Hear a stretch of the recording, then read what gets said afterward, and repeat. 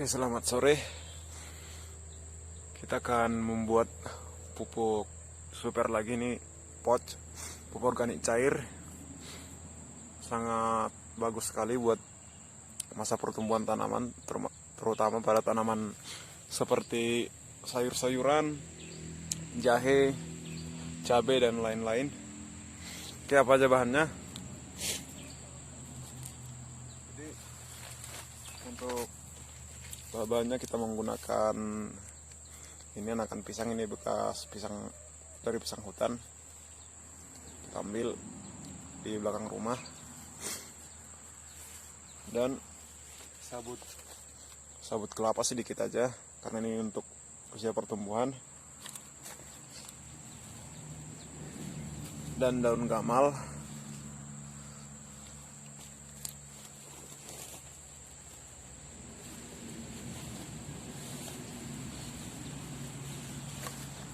Dan ini dari daun kipahit, usahakan yang masih segar semua. Jadi bagi yang tidak kenal daun kipahit ini, sebenarnya di pinggir jalanan masih banyak, dekat jurang. Dia seperti ini, bunga matahari. Jadi banyak di jalanan. Jadi ini ke 1, 2, 3 ketiga bahan ini lain sabut kelapa 1:1 semua kita buat. Jadi terserah mau bikin banyak atau mau bikin sedikit. Jadi yang mau saya bikin ini hanya secukupnya aja.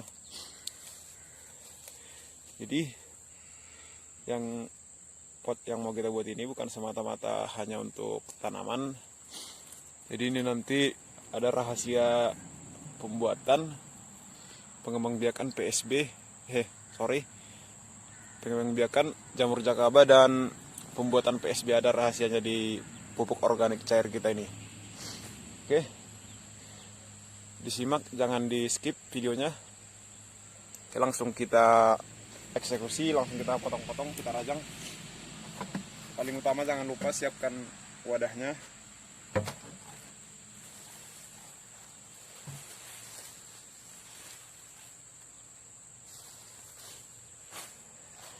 Oke, kita ambil parang dulu.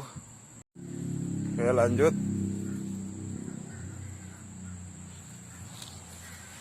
Ini kita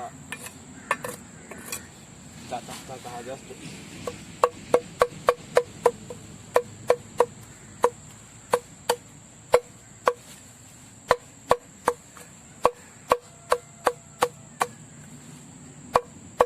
Lebih halus lebih bagus. Cuman ya kalau malas ya bisa juga.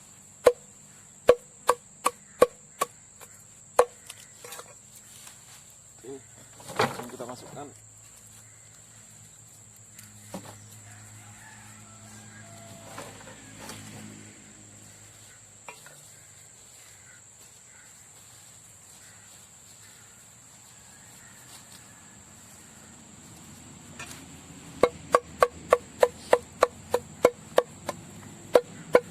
Jadi kandungan hara dari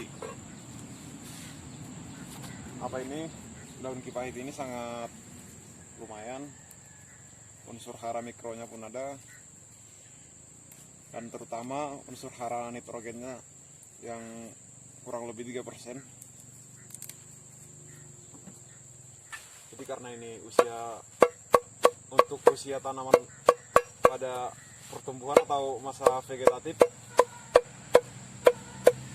jadi kita menggunakan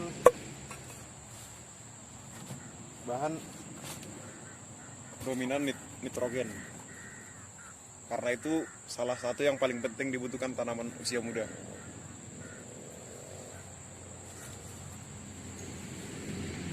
Oke, sekarang kita masuk ke daun gamalnya. Ini daun gamal seperti ini.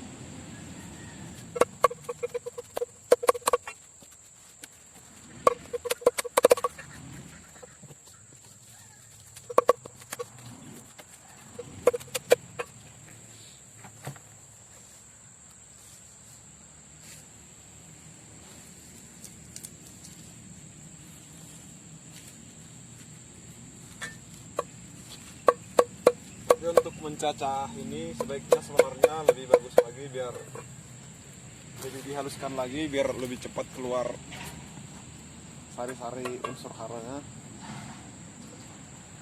Cuman kita hanya yang penting caranya kita mengetahui. Oke, masuk ke ini anakan pisang.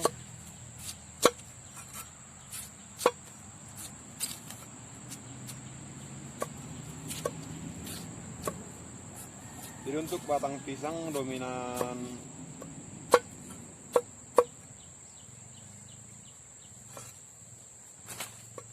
jadi kalau batang pisang usahakan yang sehat, cari batang pisang yang sehat, karena pisang mau juga kena penyakit fusarium yang menyebabkan nantinya menular ke tanaman kita. Jadi sebaiknya yang memang dicek kondisinya.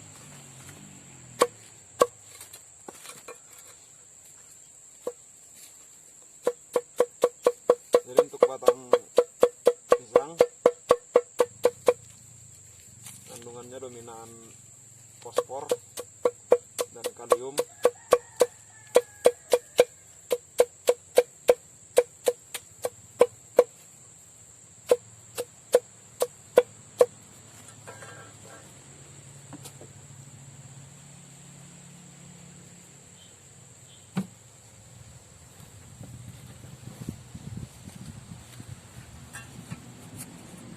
Oke, ini untuk akarnya dimasukkan aja. Akarnya sama tanah-tanah yang di akarnya ini pun tak masalah, dimasukkan aja. Karena di perakaran perakaran anak pisang ini atau batang pisang ini ada bakteri PGPR. Jadi langsung dicacah aja.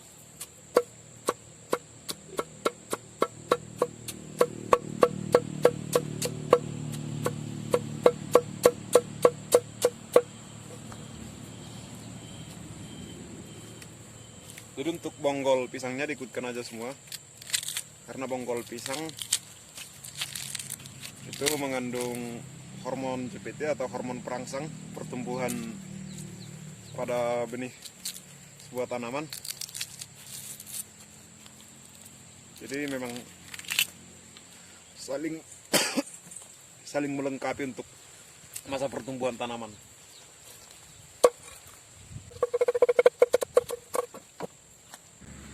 Oke, kita lanjut.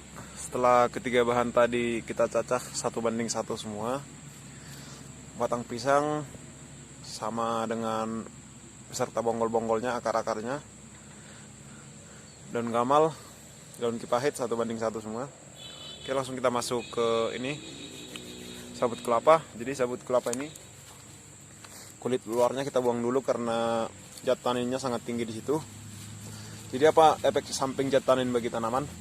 Jadi efek sampingnya, walaupun kita pupuk sebuah tanaman, terutama pada masa pertumbuhan, dia tidak mau besar, pasti tanaman itu jadi kerdil akibat zat tanin tadi. Jadi pupuk apapun kita beri, sebanyak apapun tidak akan bermanfaat bagi tanaman kalau zat tanin itu ada pada tanaman. Oke, kita gunakan secukupnya aja, sedikit aja, karena ini untuk masa pertumbuhan, jadi unsur kalium itu sangat sedikit dibutuhkan. Jadi oke, langsung kita cacah.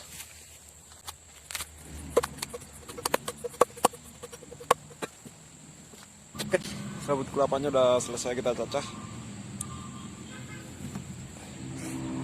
Jadi tahap terakhir,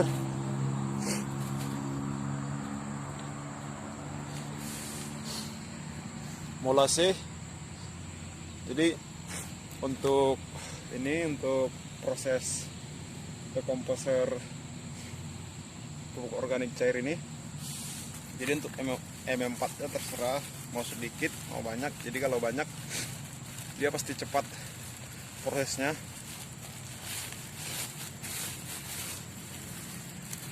Jadi saya menggunakan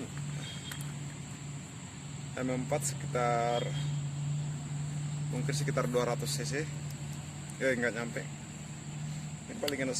Ini 10 tutup botol ini. Jadi perbandingan bolasinya sama dengan perbandingan M4 nya biar berimbang. Jadi sebelum kita masukkan ke adonan yang ini, yang dalam wadah, sebaiknya ini kita campur dulu dengan molase. Ini saya menggunakan gula putih pengganti molase, atau lebih bagus lagi gula merah. Oke, 1, 2, 3, 4, 5, 6, 7, 8, 9, 10.